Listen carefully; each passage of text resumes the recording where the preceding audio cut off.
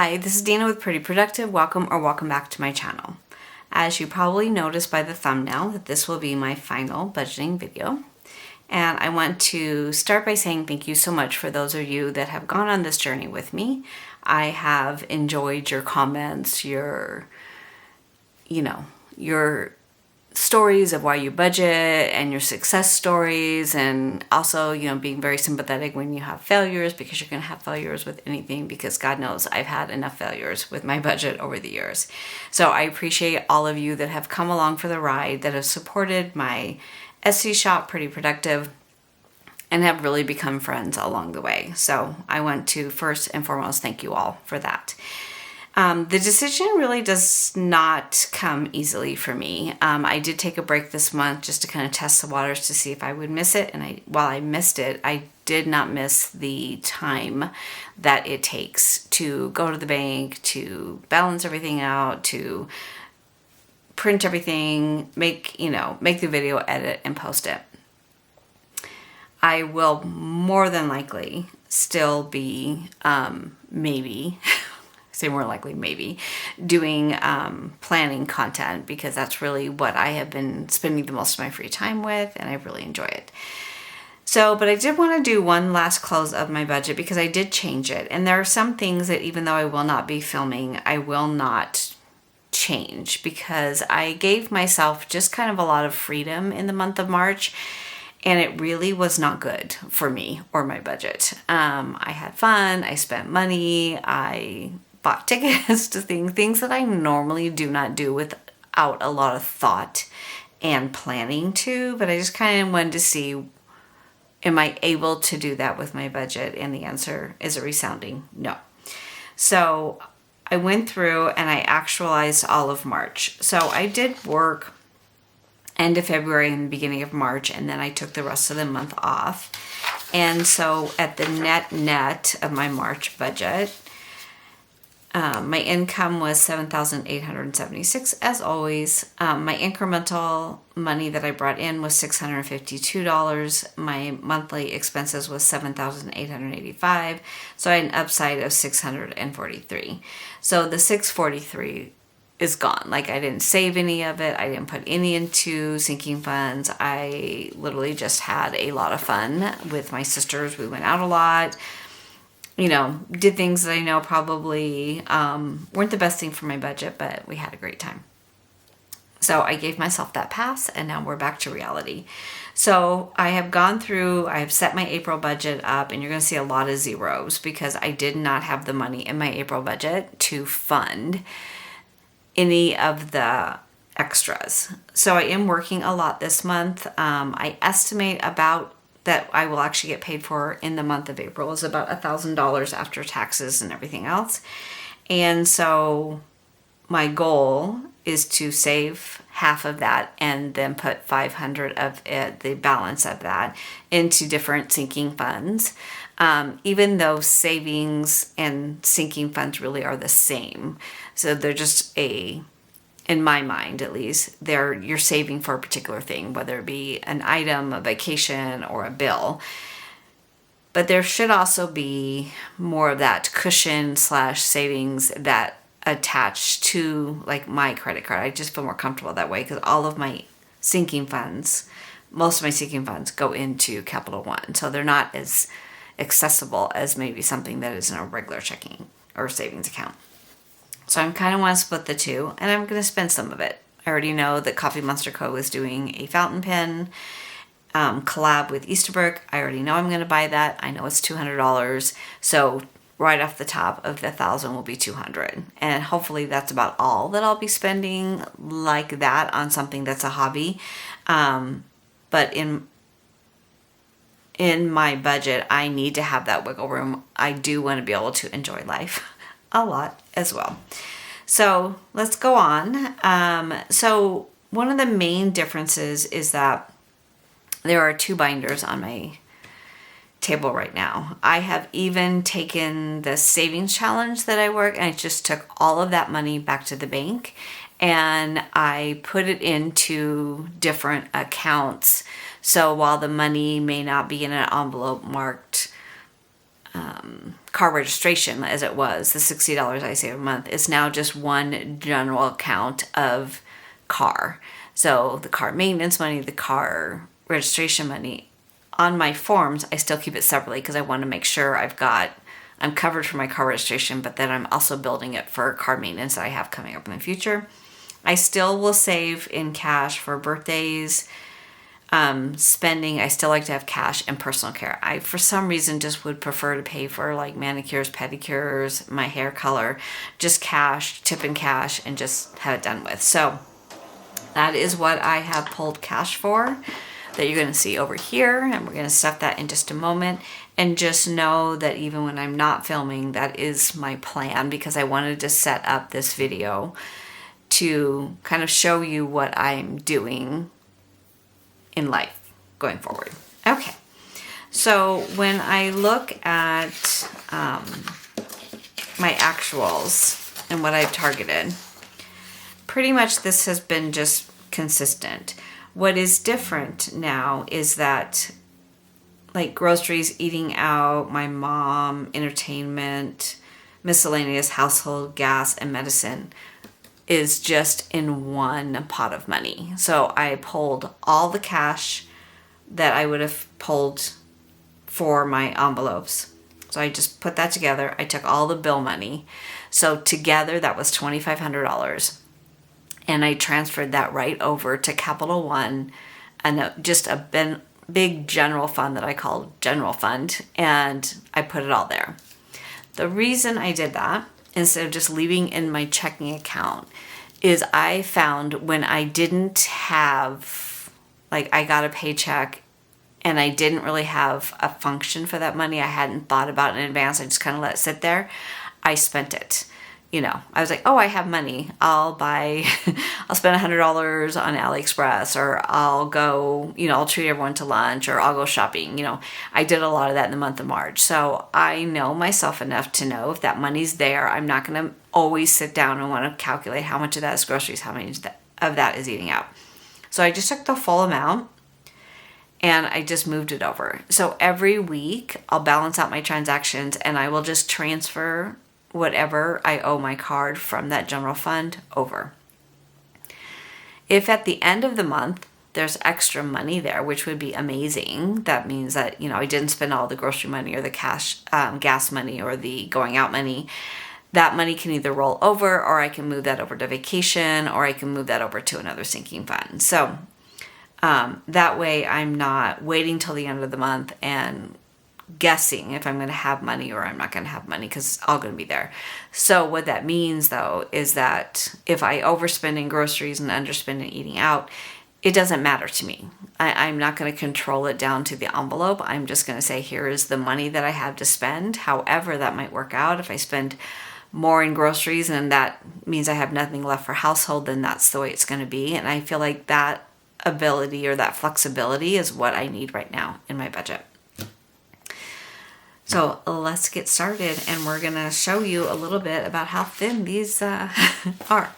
Now, I have, for right now, gone ahead and left these here. But for spending, I'm going to put $100. And I kind of went back and forth because, I normally like to have spending money.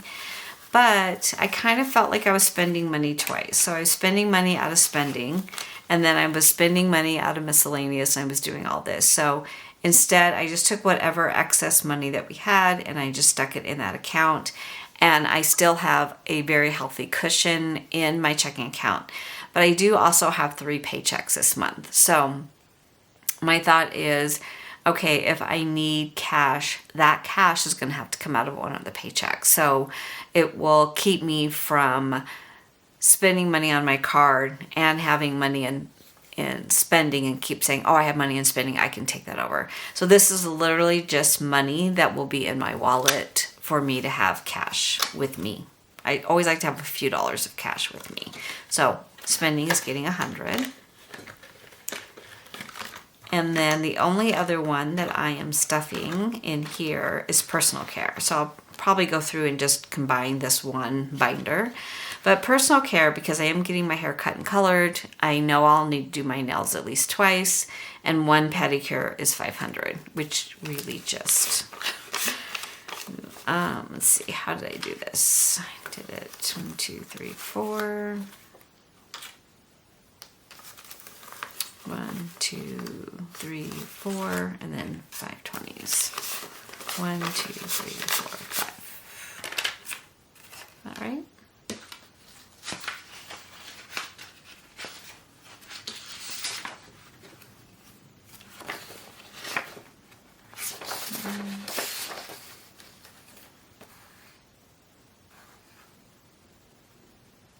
Yes, so 2 100s, 4 50s, and 5 20s. Now, normally you see a lot of 1s and 5s and some 10s in here. So I know for my hair, it's usually 200 for a cut and a color. And then I tip her 40. So I'll just take the 240 and I'll throw that in my wallet on the day of my appointment. For a pedicure, it's 55 plus I normally tip 11. So I'll just take one of the 20s and they'll cash it out for me. And same with my pet manicures. They're 45 plus I tip 10 because he's really good. So I'll need 55 every time I go for that. So that's how I calculated that I needed 500 in this envelope. Right now, I am really trying to decide what to do with my massage subscription because I've not gotten a massage because my person left. So I think what I'm going to do is cancel it, take my sessions that I have on file right now, put it into gift cards, and then start saving so that I can go and see her. She's at another location, same prices as Element, but it won't be as, in my mind, as easy just because I would just have sessions on file. So I would just take the tip with me. So I just need to kind of work it out into my budget. So the $80 that I normally pay for Elements will still go into a savings. So every other month I'll be able to do a 90-minute massage. So that's my plan for right now. And then I should have very little back to bank. Then the other one, I still wanted to go ahead and fund birthdays. Now I have completely emptied out my birthday, my husband's birthday, because I did buy tickets to a play, and I took that out of his birthday money. I took mine out because we went horseback riding, and that was $105. Plus I treat everybody to lunch, so I took that out of my birthday money because entertainment money was long gone.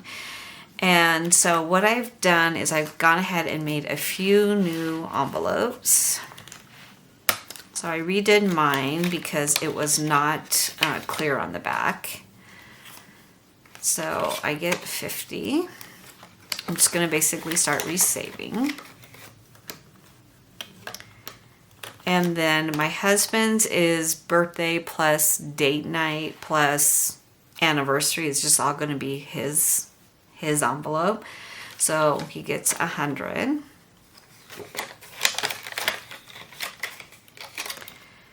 And then I switched out my daughter's so that it now also reflects her husband. And so there's 100, 200, 300, 400, 550, 1, 2, 3, 4, 5, 6, and then they get another 100. So got a birthday in July, a birthday in October, and their wedding anniversary in October. So that's what this envelope will represent. It does not represent Christmas, but if there's something that I get for them, they're moving into an apartment, I get them a housewarming gift, everything to do with them as a couple will come out of this envelope. The cars is my other daughter and son-in-law and granddaughter. They get 100. So this envelope is a little sad right now. It was my son-in-law's birthday in February, my granddaughter in March. She is due in July, and then her birthday is October. So it's kind of spread out through the year, and then their anniversary is in December. So I'm just going to keep funding this, and then either this envelope or another one, I'm kind of saving up for some gifts for the baby. My family is funded. My nieces and nephews, I am putting I think 50 in. Yes, so that's 2 20s and 2 5s. So they're really at the age where they like cash, which is great, much easier. But it's been a little bit harder for us to get together lately. You know, everyone's a lot busier, and so I'm kind of just trying to decide. I always did this because I would go to their birthday parties, but now that they're older, they kind of like to go with their friends. And, you know, there's a point that where I think they kind of grow out of, you know, getting a gift. I still do a little gift for them at Christmas. So I'm kind of just going to keep funding this while they're young. I think it's important, you know, when they have parties to be celebrated, but I might change this into taking them to a movie or something like that instead. And then Liam and Milo, I don't know, I mentioned it in one of my videos, but my daughter's golden Milo is has cancer. They will soon need to put him down. His tumors are growing larger. It's making him harder to eat and to breathe. Right now he's still eating and he's still acting pretty normal, but you can see where he's struggling a little bit. So they're kind of just trying to give him the best quality of life as long as possible. And then when it's time, they'll know that. So for me, it's hard for me to see his name on the envelope. He's a very sweet dog, and he's an amazing, you know, he's just amazing with my granddaughter. They're just, it's going to be really hard on that family. So I'm just going to change this to Liam, and I'll make it a little bit easier for me, hopefully. And so the only other one that I'm still keeping in cash, well, actually, I'm sorry, there's one more.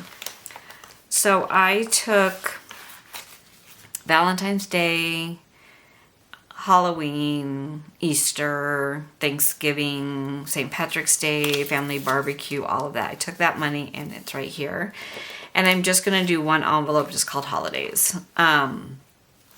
So 20, 40, 60, 70, 80, 90, 100, and 20 is what I had in those envelopes. And I did spend the St. Patrick's money because that was last week or 2 weeks ago. But I had, you know, I think 45 in Easter. I had like 20 in family barbecue. So I was doing $5, $10, things like that. So I just decided whatever holiday is coming up is the one I'm going to fund. So I would like to kind of just get in the habit where I put $50 a month in here, and that just is going to cover the holidays as they come up. Just less accounting, less pulling money out type thing. Okay. And then the only other thing I do in cash now is I still give my husband the 140 for landscaping, which is not in either one of these binders. So this is the 140 for him.